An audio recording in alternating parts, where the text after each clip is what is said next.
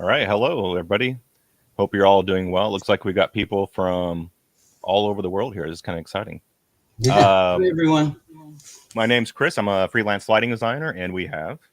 I'm Jim, the product designer here at RC4.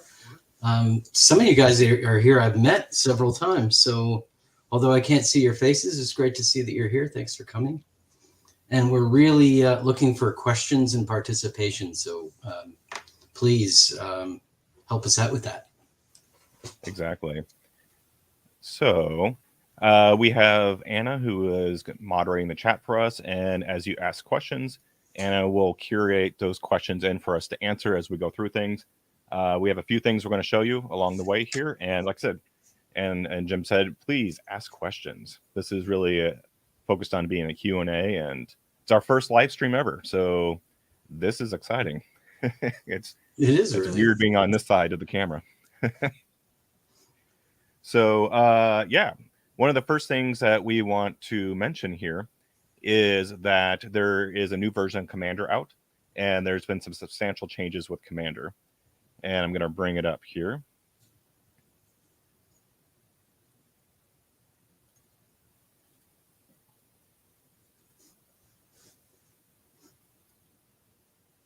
I don't know if we've got our software developer in the audience anywhere, but Dave has been putting a lot of life into Commander and really livening it up a lot with some really great ease of use stuff. So some really nice work there for sure. So I'm gonna bring up Commander here. So we're using StreamYard as our service, so both Jim and I can be on the stream at the same time. And before we started, it showed. There it is. All right. Jim, do you want to mention some of the new features?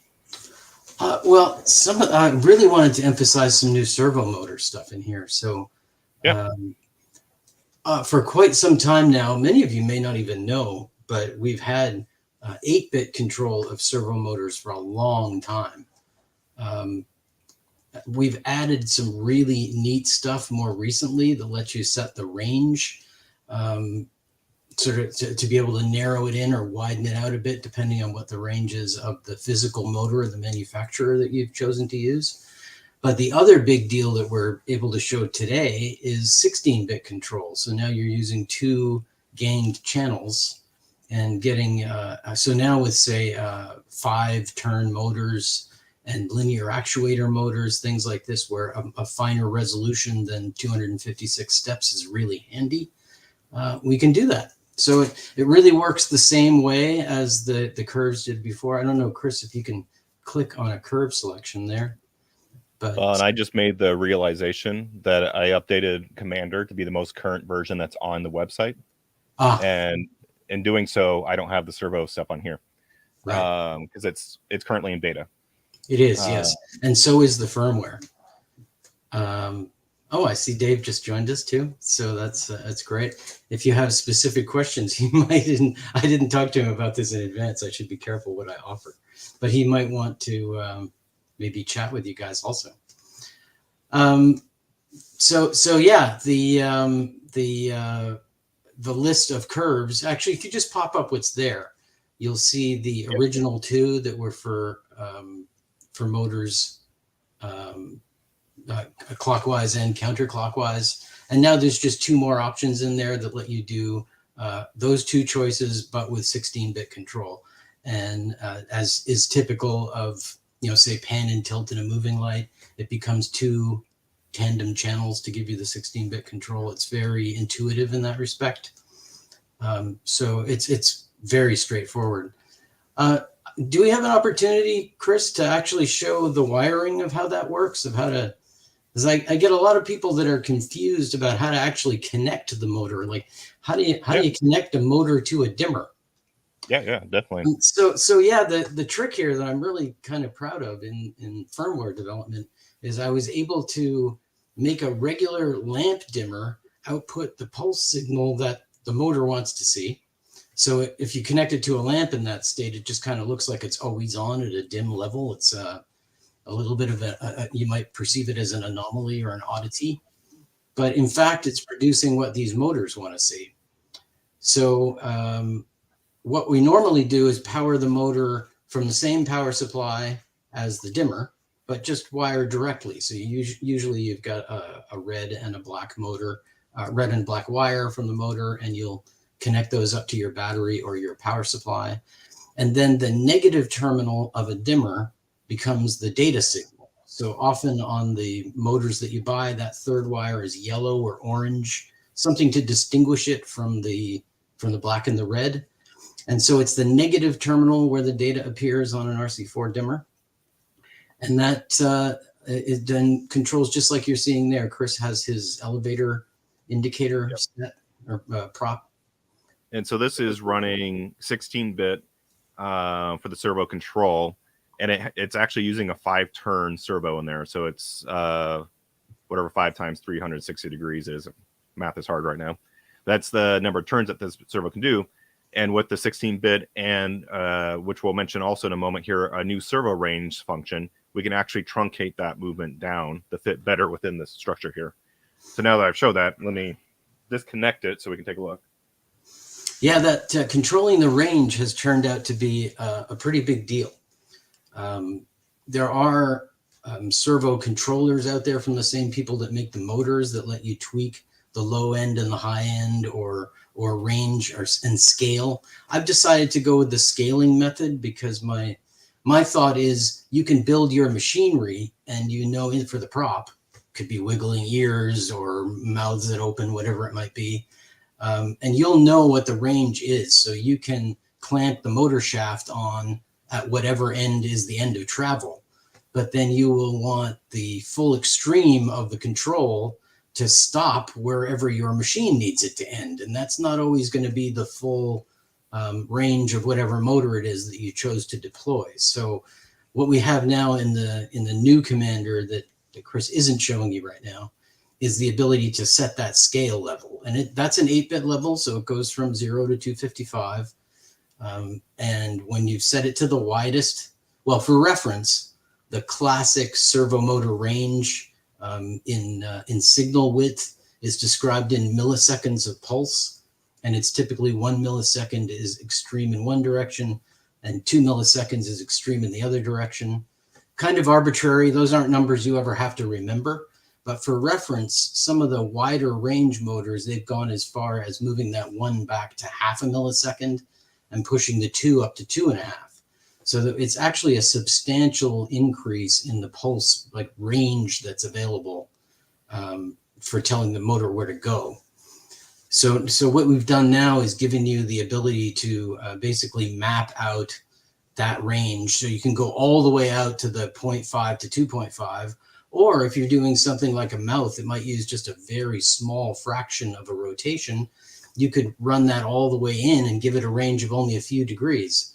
So you're not bound now to try and find a motor that gives you that range or have to put gearing on it or scale it from the console, all of those things that scaling from the console is an easy solution, but sometimes if you end up with the console cleared, with your patches cleared, you could end up sending a not scaled signal to that motor and potentially break something in your prop. So I prefer the idea that when you've built the piece, you want the controls and the limiting and the scaling to be in the hardware that's in the box, like we're looking at here on the back of the elevator piece. So now, no matter what DMX controller you hook it up to, there's no, or certainly you've vastly reduced the likelihood of some rogue signal, a channel moving that was unexpected and goes to full level, turning a shaft too far. So the ability to control that is a big deal, I think. And what you can't see on this is this has already been shattered once. Because I had before the most recent update, this 5-turn servo, I had it set up in the console and having limits within a curve. So it would go at 30% would be here. So 0% on the console would be 30% of the movement. And then 70% was over here. Well, unfortunately, I had gone did a show, came back, had to reload the show file, and I lost my curve. And so my needle went all the way around and tore the whole thing apart. Now with being able to set the range on there, and also having the servo motor activation point, which we should mention, Jim, really protects the stuff that we put it in. Wiring wise here, sorry, it's kind of a mess. We have our DMX4 DIM, which is part of the Magic 3 series, 2.4 gigahertz. That we have our power coming into it. So I have a main power line coming in. It's coming to some Wagos as acting as a bus bar. Our power is coming in. We're only hooking the signal line up to the negative of the dimmer that I want to use. And that dimmer is currently set as clockwise 16-bit servo. And then the negative and the positive for the servo are actually running up to the bus bar up here. And that way it can divvy out the power. The nice thing is, and I've used this quite a bit in this function, you could have dimmer A be your servo, and then dimmer C and D, if you want, be LEDs inside the thing that you're moving, which is quite useful. There's a video that you'll see pop up on our YouTube channel of Harvey. Harvey's our animatronic eyeball that basically is a product of the pandemic and losing all my shows, not knowing what to do. So I decided to learn how to do animatronics. And I know a light board well. I don't know radio transmitters for like the planes as well. So I decided to make Harvey controlled from the light board. And we had a 4DIM that did the eyelid movements, and it does the pan and tilt of the eyeball, which worked out really well. Then we have a DMX Pix over here, which is driving the 170 LEDs that are inside the unit, the pixels within there. I think, does that award you asked, what is the device to the right? Is that, I think that's what you mean, the DMX Pix. So right now, the devices that we're seeing on screen are RC4 Magic devices. And somebody else also asked, that's this one up here. Oh, no, sorry. You want me to do it? This is confusing. There we go. Yes, everything that you're seeing today, regardless of which product family we're demoing for any given piece, what I have now for years called RC4 Harmonized Design means when I write a firmware function, that code is then compiled into all the different device families. And as much as possible for the hardware, they behave identically.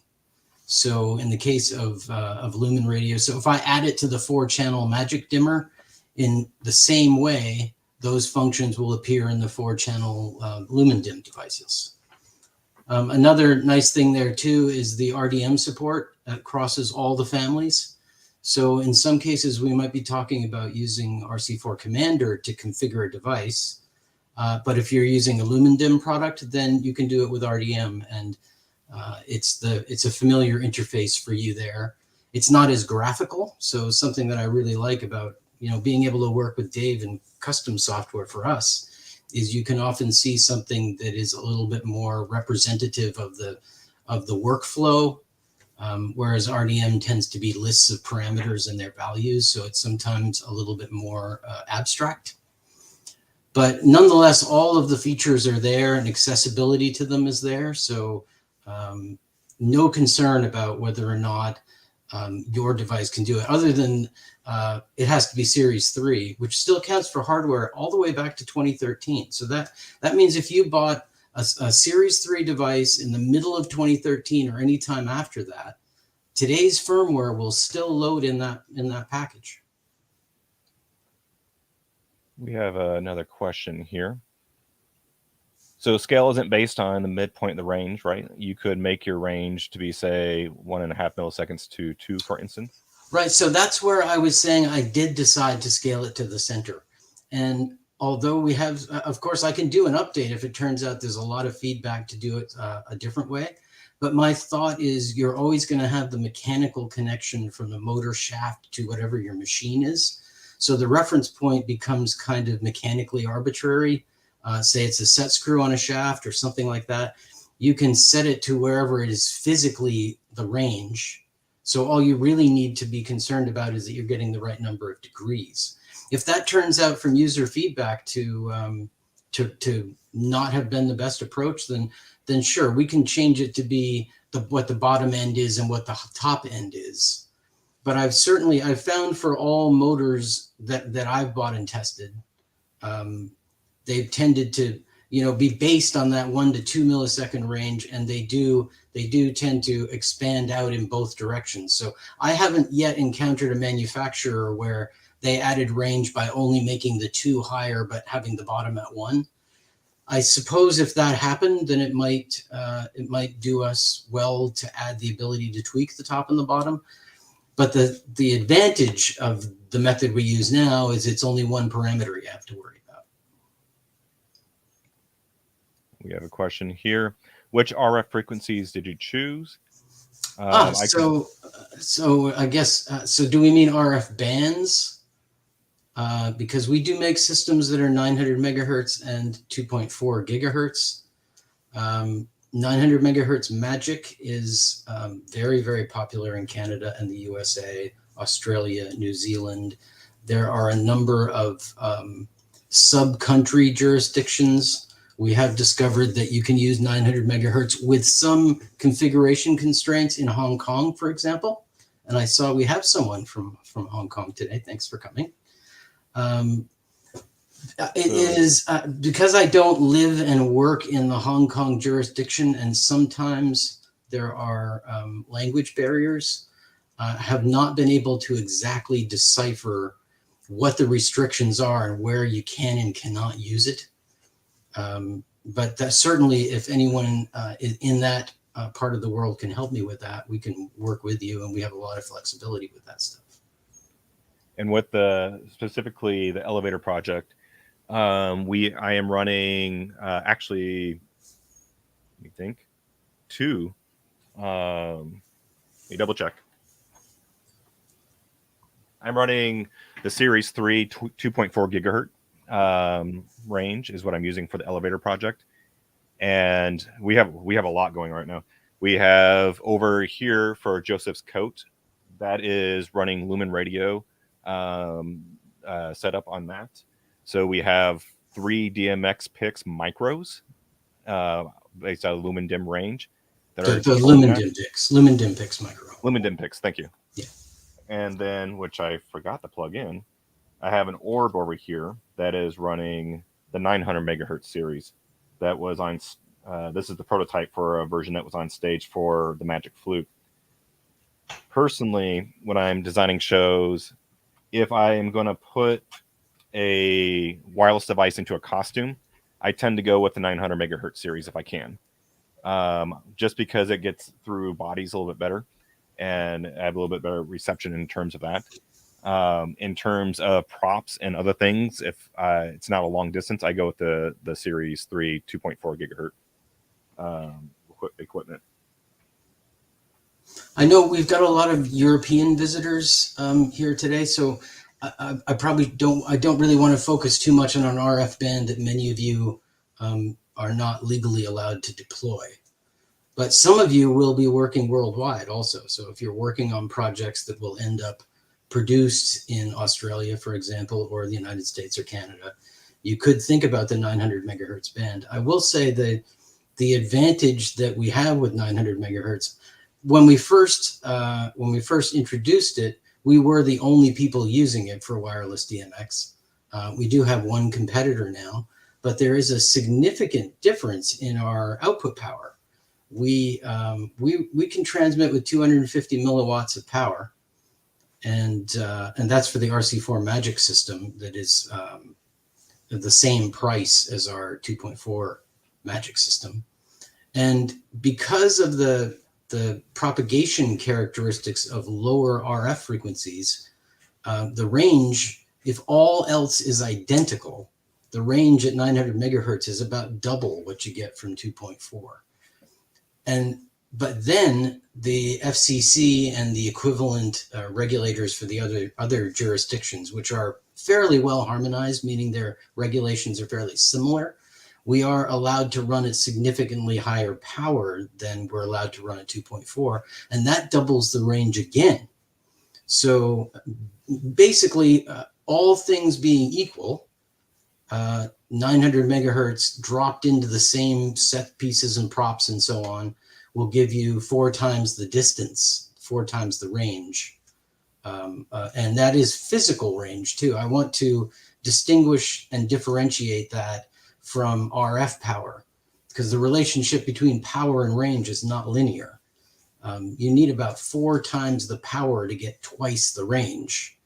So these are, it's much the same as light. It's the square law. So, and sound also too. So as you get farther away from the source, the dB power level is dropping off on that more rapid curve. So also consider the flip side of that.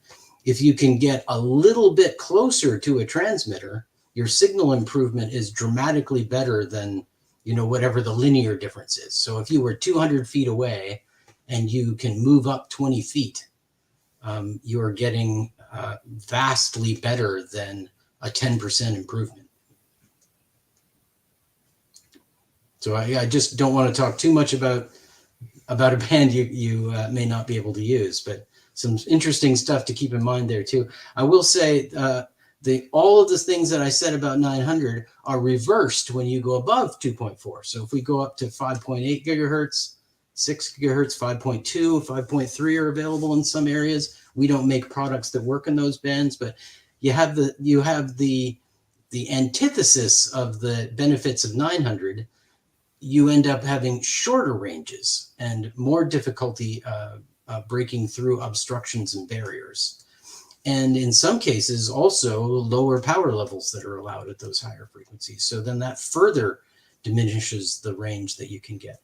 So right now, the 900 and the 2.4 are most popular for wireless DMX for some fairly solid engineering and performance reasons. That they're all related to what you can do in a crowded theater where your prop may have devices and antennas inside, something of considerable mass. So we really want the signals to be able to get through that. I see that SBS Lighting mentioned that 900 megahertz for the win on our prompter lights. Yeah, I use 900 megahertz for Q lights all the time because it cuts through all those concrete walls in the theater building, getting from wherever you got to go, getting up on the rail and whatnot. It's been pretty fantastic. And I've done shows where the lobby has had to be interactive with what's actually happening on stage. We had lighting installed out in the library, and we were able to out in the lobby. We were able to use 900 and make it all the way through the theater, the concrete, steel, and everything. It was pretty incredible. We got wrong button. We have a question here. Yes, but it's also messy band. Not so much any longer in North America, but is it worth keeping that in mind? So you mean the 2.4 gigahertz as being certainly unquestionably the most congested band? Absolutely, it is. We can't ignore that. That is a fact. But we also should keep in mind that all of the designers, including us, are taking this into account. So, our abilities to work around one another and in some cases self-manage.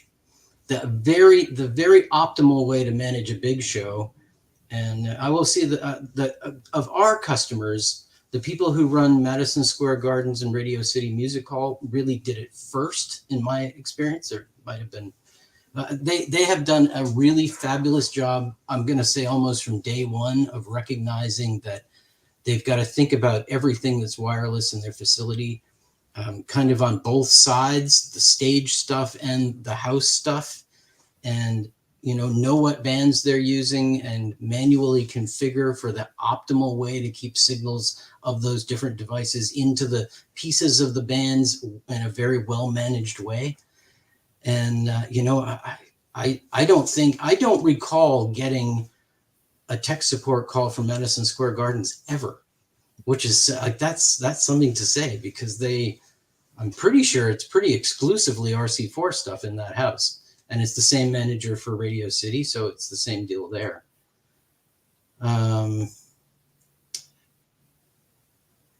Just looking at the questions. Sorry. Do we see? No problem. While you look at the questions, I'm going to mention. So recently, I had a production where we were running 6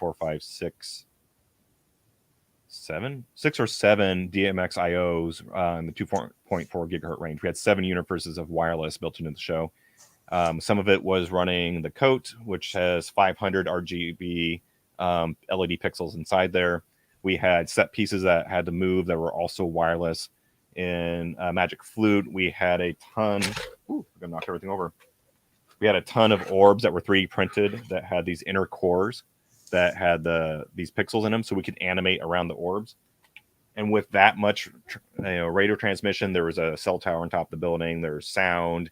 There was a heavy Wi-Fi installation for the 1,500 people coming in the house. It was a rock solid system. That was what took a lot of the pressure off of trying to implement something that large and complex within there.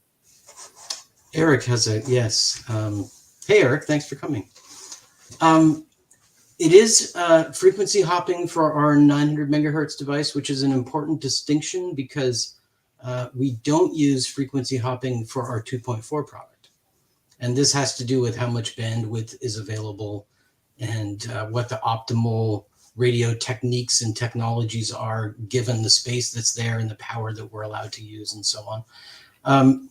But we do give you a lot of flexibility for what is really called channel masking. So we take the band and divide it up on the RC4 Magic system. We divide it up into 64 sub channels that go from 915 to 928 or 902 to 928, where 915 is the middle, 915 megahertz. And you need at least 25 of those channels to be active in the hopping process to ensure that we meet FCC requirements. So the way FCC works, they let you do higher levels of power if you can assure them that you're not on any given frequency for longer than a certain time, and that the number of channels that you jump around in are wide enough that you don't come back to the same channel too often. So for the power that we're allowed to do, 1/25 of the time is the minimum. And so that leaves 25, that's 25 out of 64 channels. And unlike many systems, you can choose exactly which of the 25 you want that to be. So if you wanted it to be just the bottom of the band or just the top of the band, you can do that. But even more intriguing, you could do, say, every other channel or something like that. And so this also lets you do multiple universes while minimizing or actually completely avoiding interference between the universes. So for instance, you can have, you could use every other channel in even numbers on one universe and every other channel in odd numbers for another universe.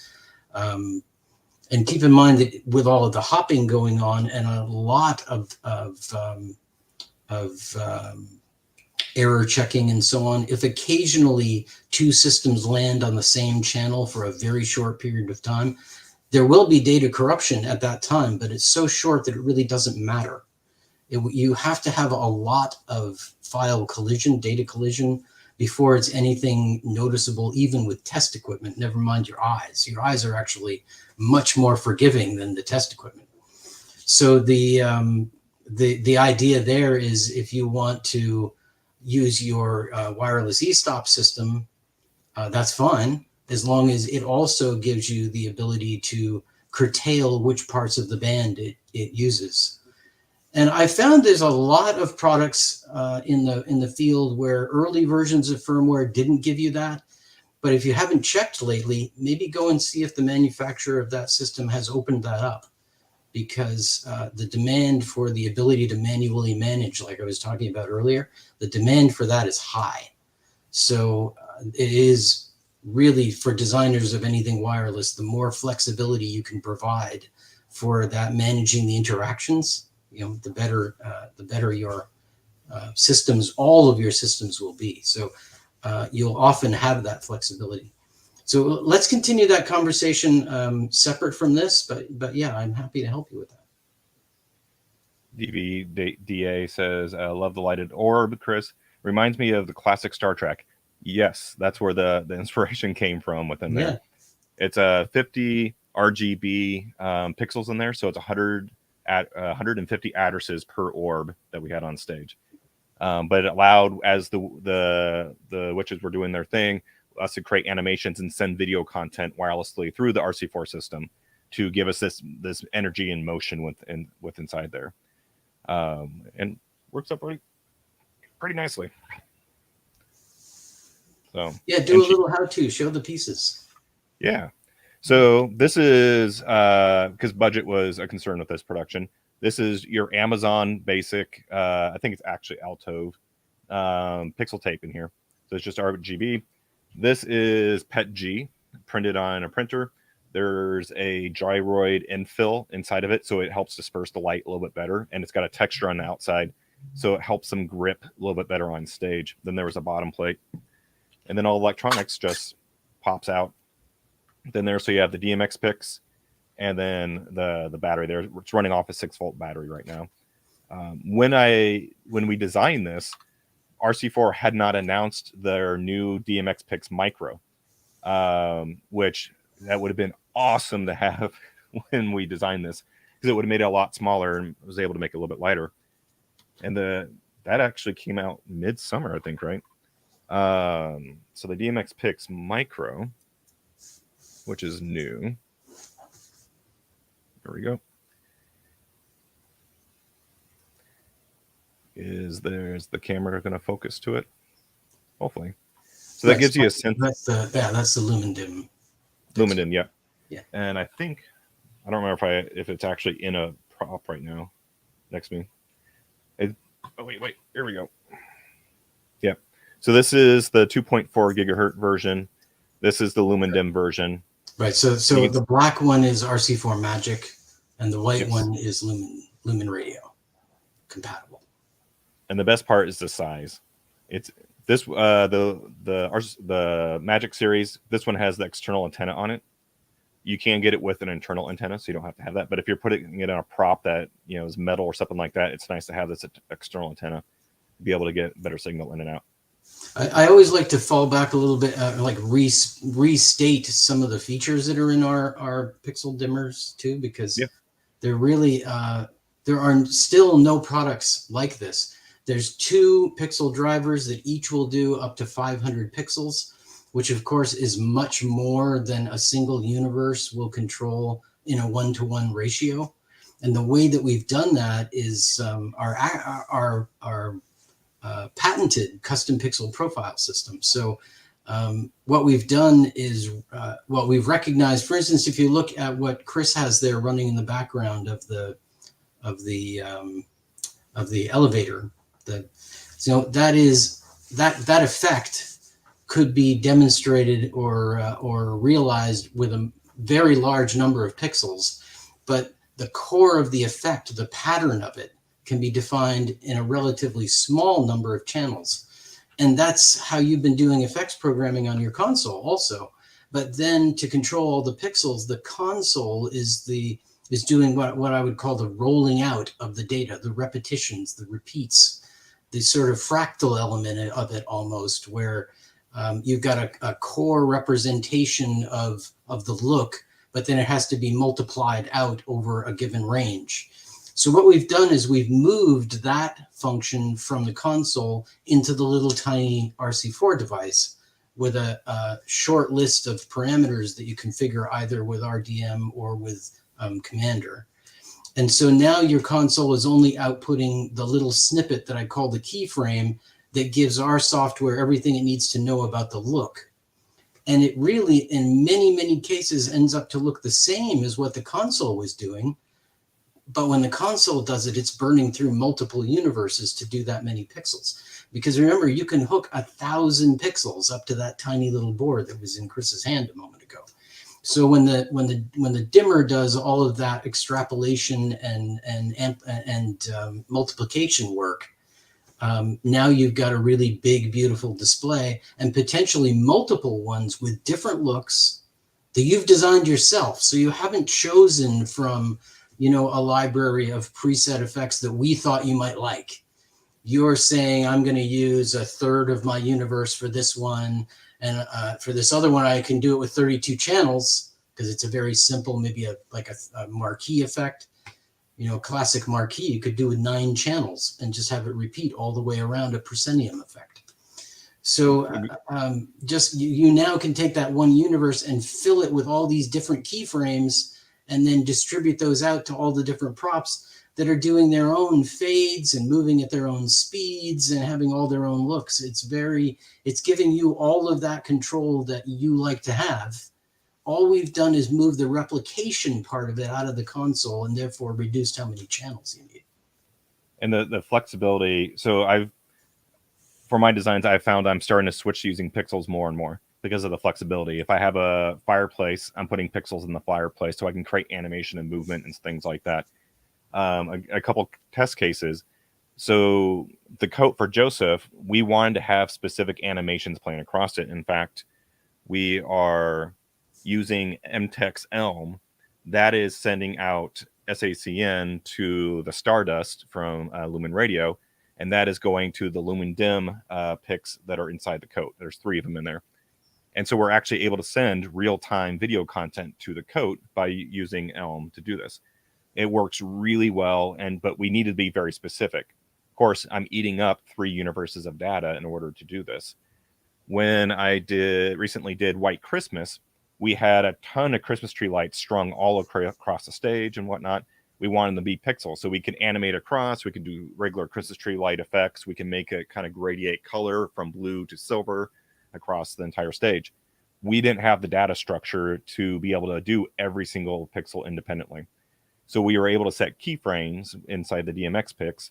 Same technology is doing that. And instead of using, I think it was going to be 8 or 9 universes, we end up using 3, something like that, 2 or 3, by using the replication method in there. So this little box will replicate out for you your data to whatever, either by grouping pixels together or repeating the data in any way that you want to repeat it, out to 1,000 pixels. So one universe can do 1,000 pixels. That has been very powerful and very useful for a lot of stuff I've been working on. And I'm using it more and more, especially now with the micros, because I can stick them in things. There's I just want to say, I mean, we do know that it's. I feel like the learning curve has been the barrier for people picking up and using this. It's not very many parameters, really. It's quite straightforward, but wrapping your head around how exactly it does this has been a challenge, both to describe from our end and for the users to absorb and understand. But it's so worth it. There's just the power that you can get from this. I have a question for the chat here, and hopefully you can give us feedback on this. So I've been working on tutorials for the DMX pics, and they're long because there's a lot going on in there, and right now they're boring. And that's why it's taking me so long, is because it's dry and boring. Would you all be interested if we did a live stream where we can go through on how to set up a DMX pics, how to utilize it, and you'll be able to ask us questions in real time as we go through that?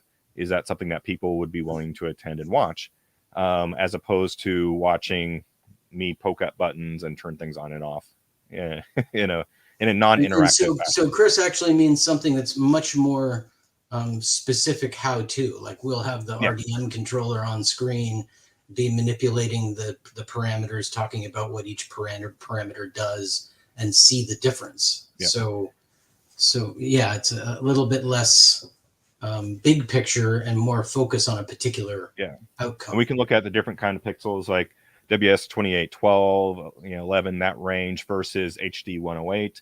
Getting it when you get into, correct me if I'm wrong, Jim, 16-bit pixels, 16-bit dimming with the HD 108, that type of stuff. Yeah. Looks like people think it'll be useful. So we'll start thinking about that and put it together, because the DMX pics is become my go-to for fireplaces, fire pits, animations, things that I need to create life in there. And yeah, as soon as I can afford 16-bit pixels, I'll be putting in more things because it has a better fade. Keep in mind with WS2812 in that range, 2811, it's only 8-bit dimming, right? Am I saying that right, Jim? That's correct. That's in the pixel itself, right? So that's the pixel itself. And so it's just kind of, it's, chunk. And looks like, there we go.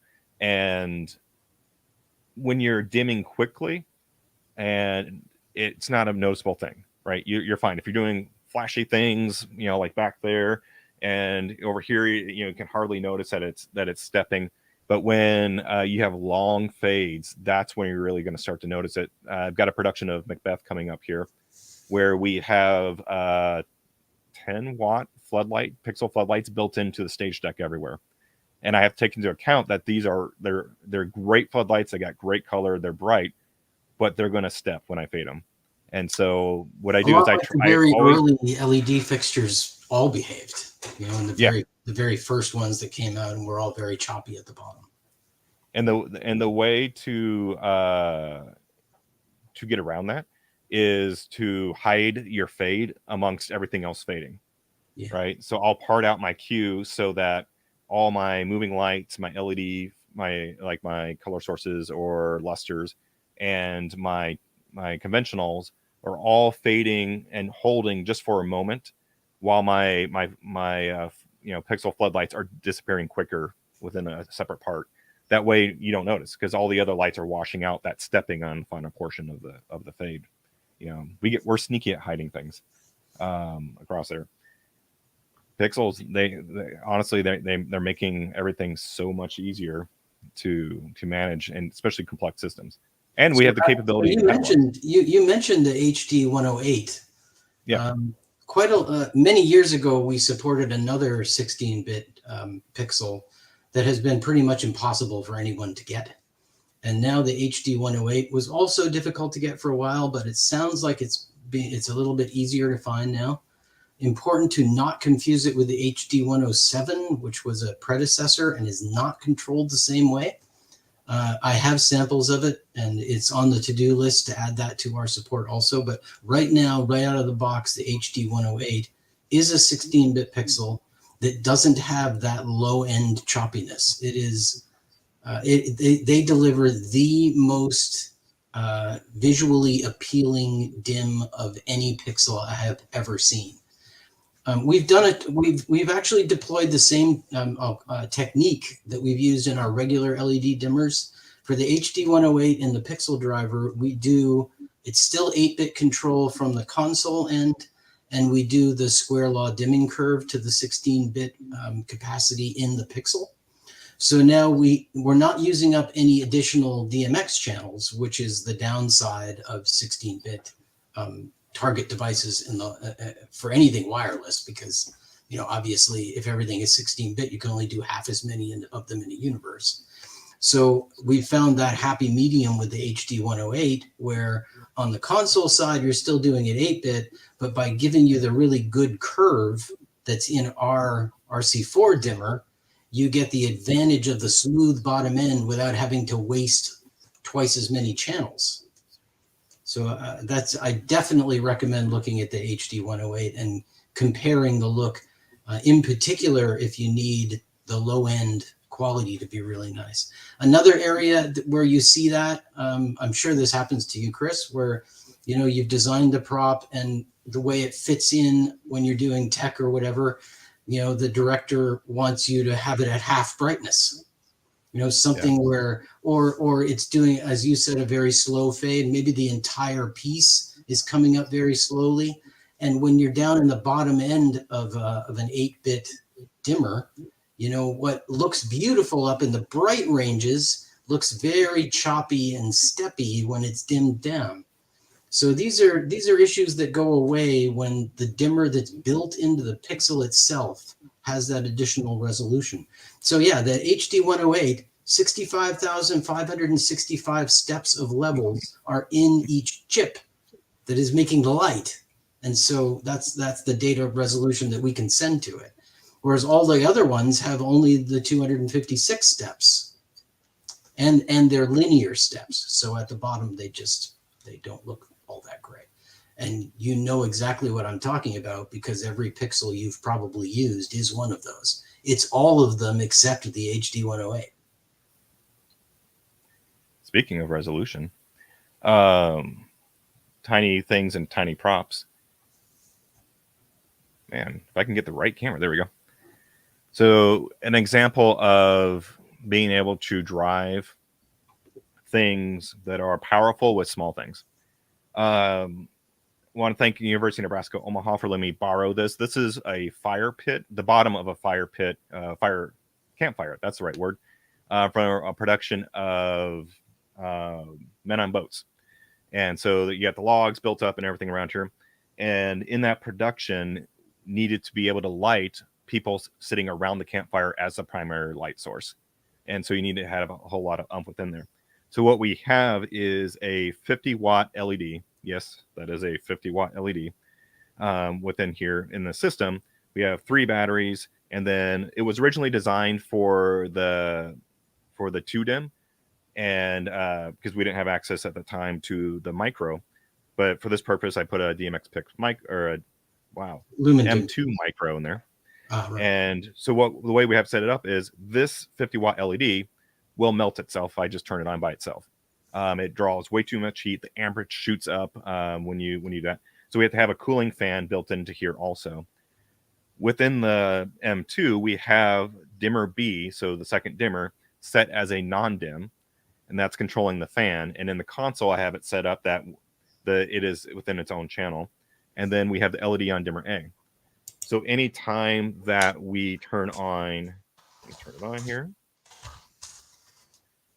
We want to use the LED, we will turn on the fan. There's a radiator on the backside, a cooling system, pushes the air through. So the LED can be cool. And then let's see how mad my camera is going to get. That's 10% right there. That's full. And the nice thing is with having the thank you. Yes, this is an LED.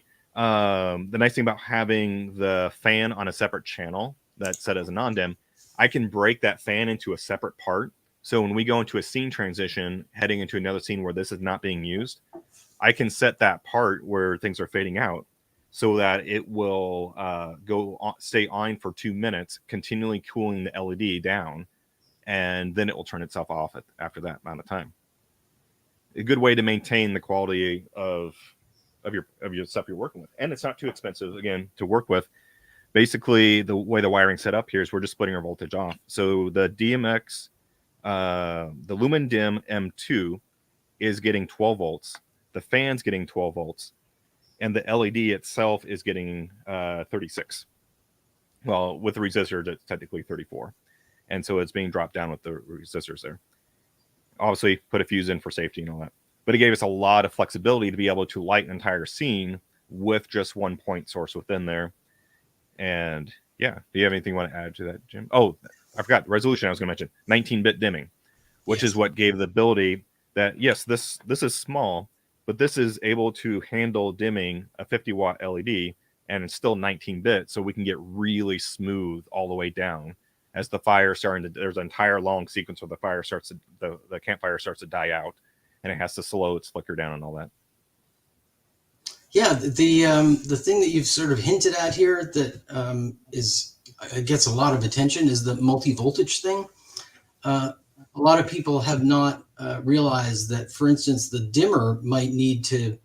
Many of our dimmer products will only run down to 5 volts, but you might have, say, a 3-volt candle flicker effect or something like that.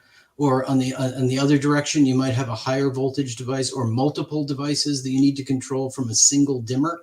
Maybe something that runs at 6 volts and something else that runs at 24 volts. And you can do this. Chris has done a series. How many are there, Chris? Like 3 different videos that approach this problem? We are at 3, and we're about ready to add a 4th for this one. Right. It is. Keep this in mind. If there's sort of one thing you didn't realize you could do with an RC4 dimmer, it's run each individual dimmer with a load that operates at a different native voltage. And it's the single dimmer device will do them. The trick there is that they dim on the negative side, and all of the negatives on the power supply are the same. So you can have a positive that's high for, say, a 24-volt battery that goes to a 24-volt lamp, goes to the negative side of a dimmer, and that will work fine. And you might also have a 6-volt motor that you want to run that's making a whirligig go around, and you can have a 6-volt battery go to that, and the negative side will go to a different negative dimmer on the same dimmer device, And now you've got two dimmers side by side. One is running a 24-volt device. The other one is running a 6-volt device. And they work perfectly as you would expect them to work. You could even run the dimmer on its own voltage and all of the devices on the dimmer outputs on other voltages of their own. The only requirement is that the common ground is there between all of them. So the negative is all the same. Just so the ground is always the same, and the different supply voltages kind of stack up. And we have a great question trick to keep in mind. Does all the LED current flow through the RC4 device? Yes, it does. For the purposes of dimming, it is a circuit where on the negative side, the dimmer is managing. The dimmer is the dimmer. Yes, all of the current flows through the circuit. The switch dimmer device is the RC4 device. And there's a benefit, correct me if I'm wrong, Jim, of running the positive directly to the battery coming from the LED versus connecting it to, let's say, the 4-dim or 2-dim. Yes. Another good tip to keep in mind, and again, this applies to all RC4 dimmers, because all of the dimmer action, if you will, happens on the negative side. Internal to these devices, the plus terminals are all just connected together. But it's copper traces on a circuit board that are basically that wiring inside. And if you're running very, very high currents, it helps if you don't run that current through an otherwise unnecessary little piece of copper trace on a circuit board. It makes more sense to just run the positive side right back to the power supply that is the source of current. So if you're running very, very high loads and you run it through the dimmer, it's going to work, but you'll lose some energy to heat in that copper trace. It's just not necessary. We got another question here. For the 50 white LED, you're cooling the LED itself with a fan. Does the lumen dim micro also need active cooling?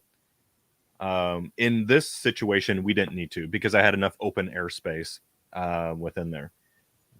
With this orb, with the regular DMX picks and the orb, I actually put spacers in before the cap goes on. So there's a little bit of air movement within inside there, because this actually generates a significant amount of heat. Not the DMX picks, but the actual LEDs themselves generated enough heat that you can actually, ASMR, you can hear it.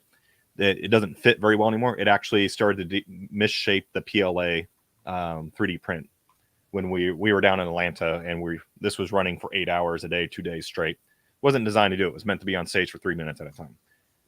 It's a funny little trick, when we have to design products that will run through an 8 or 10 hour trade show presentation. That typically represents a vastly harder work job than the typical customer use. So, we design it needing it to work in a case that is really ultimately fairly extreme. So we take this stuff into account. Yeah, like the Joseph coat, it took 4 6-volt batteries to power the coat. There are 2 milliamp hour batteries, 2,000 milliamp hour batteries in there. I can, timing wise, we can make it the song length of the main song, about his coat, plus about 45 seconds. That's all the time that we can make it, and that's all the weight that we could put into the coat with the dancing that had to happen. They take the coat off, they slam the coat on the ground, they twist the coat, they tear the coat, they beat the daylights out of the coat. And so we had to balance, how much battery power do we put in there? How long can we make it? Then, like right now, I am not on battery power because it's not set up to run that long, right? I have a 5-volt power supply sitting on the floor that's providing power to that and to the elevator there. And those things are things you just have to balance within there, is what is your weight capability. The nice thing about putting these batteries in the fire pit is it gave it weight. So when they carry it on stage during transition, it gave it some weight. So the rocks and the wood actually looked heavy. So an advantage for the fire, a disadvantage for a dress. Yeah, exactly. Exactly. So, questions, folks? I see a lot of good chatting going on. And this live stream will go up on YouTube once we have a chance to go through and just make sure everything's all good, and it will process through the system. So it will be accessible later on if you got to go do hang or do a call or something. Yeah. I'm sure you all know too, we're very accessible. So if you go to our ticket system or if you send us an email, those are the best way to reach me. Of course, you can always phone, and Amy and Anna are there, and I can do phone calls usually by scheduling, and it never takes very long. If it's pressing, you can, Anna and Amy are pretty good at getting me out of whatever I'm in and on the phone with you when it's a really urgent matter. But yeah, we're very accessible and very easy to reach, and I love to talk to you about the projects that you're working on. So. You don't have to figure out all the problems yourself. Sometimes Chris comes in also and helps a little bit with that. We are more than just the products. We're here to help you make them work and solve the problems that you face. Got a question. Chris, what's your channel? I'm interested in your use cases. You can find the tutorials that I make on RC4 Wireless's channel itself. So a lot of the stuff is on there. I do have a YouTube channel that I kind of stopped posting on because I started putting everything on RC4's channel. But you can find me underneath Chris Wood and whatnot there. But all the tutorials will end up on RC4's site and so forth. We have the campfire coming up. We have our animatronic eyeball Harvey. A video is coming out with him soon. He went down to Atlanta with us for the trade show down there at Trilla Studios. And unfortunately, on the way back, his neck snapped. So we just finished printing a brand new body for Harvey. It's all out of carbon fiber PLA filament. So he should be good to go. So we've got a video coming from Harvey. We've got a video going through on how to light up costumes like this and the techniques that go inside of how to attach the LEDs so that wardrobe doesn't hate you. That's a really important thing. If it's cool to put LEDs inside, but if you can't get them out to repair them and they have to, let's say you stitch the LEDs in, that wardrobe's typically not very happy about having to pull all that back out and restitch everything. And so we got a video coming out on that. This elevator thing, got a video coming up on that. And so, yeah, we got stuff coming down the road here. And yeah, I forgot to mention, I'm sure everybody is familiar with the X-Stick here as your dongle for the 2.4 gigahertz range. RC4 has moved on to the next generation here. So it looks a lot like the 900 megahertz version. It does have a little bit more power than the regular X-Stick does. So it can get a little more reach when you're using your computer. And from my experience of using it in the shop so far and in the field, it's pretty fantastic. Jim, do you have anything to add about that? Sorry, I caught you right in the middle of chat typing. Well, I was just going to pop this up on the screen. What you're talking about is the dongle for RC4 Magic. So that doesn't work with Lumen Dim devices. You did already mention it looks a lot like the 900 megahertz product, and that's true. The identical device for the 900 megahertz RC4 Magic also exists. And yeah, originally, the components that were in the X-Stick became unavailable, and that's the reason that we redesigned and went to an external dongle like this. But all the feedback has been so positive about the higher RF power and range that we've decided to just stay with this because it's much, much easier for you to do, the intent of Commander to be able to get into the devices and the props as they are already out on stage. You don't have to bring them close to the computer. And there was some deficiency in range with the little X-Stick, and that's gone when you use the new higher power dongle. Yeah, when I would have a lot of transmitters on stage on large shows, I would have to carry my laptop a little bit closer with the X-Stick on there. With these new dongles, I can stand center stage, and it's pretty much effortless to connect. I'm thoroughly enjoying that ability there. Let's see, what else are we missing here? I feel like we're forgetting something. You know what? I don't think we should say this is the last one of these. I think we should do some more of these. Yeah. I do appreciate everyone coming out, and think about the questions that you'd like us to answer in a future live stream, and I would like to address them then too. and in person. We'll just email you back or call you back or whatever. But I like to kind of spread the love and let more people know about some things when we can. So thank you all for coming. It's been a great turnout. I appreciate it very much. And if you find there's anything you want a tutorial on, let us know.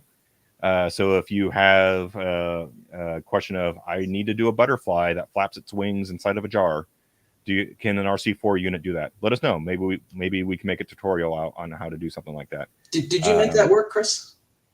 Because that's a real yes and prospect, no. Right? So it is a project that has been put aside because it got incredibly frustrating. So there's a butterfly flap inside a jar. Everything's ran through the branches, but there's a ball joint to make the wings move, and that ball joint keeps breaking. And I know how I have to do it. I just don't have the capabilities of making it right now. So I need to make it out of metal, that small joint, and it's coming. Yeah. I promise that one's coming. The fireflies in a jar, things like that. DMX Pix Micro, perfect for making fireflies in a jar. Get little small pixels. They get, really small pixels. You can get down to 1.5 millimeter or smaller pixels. Run that to a DMX Pix, and now you have small fireflies inside there. It works really well. But yeah, let us know. Let us know if there's tutorials you want to see. We'll look at some more live streams. Maybe we can do one about lighting up costumes. We'll look at doing the live stream for the DMX Pix. Yeah. And yeah, it's been fantastic virtually chatting with you all. And Jesse in Australia, I did see your comment that these early mornings for you are going to, difficult, especially. You're certainly probably not going to be in the state of mind to do a hands-on follow along, pixel operating tutorial at 5:30 in the morning. But many of these topics, the live streams will be available later. And also, Chris has been doing a great job. If you go and look at what he's been posting for the last few months, a lot of the subjects and more coming, you can watch them anytime. So let us know what subjects you want us to tackle, and we'll get right on that. All right. Should we call it? Yeah. Thank you all again. It's been a real pleasure at our end with all the feedback and everything. So thank you. Have a great morning, great night, and great evening, I think, and a great day. I think we got all parts of the country there, or world, Yeah. So, cool. All right. We will talk to you later. Thanks, folks. Yeah. Bye-bye.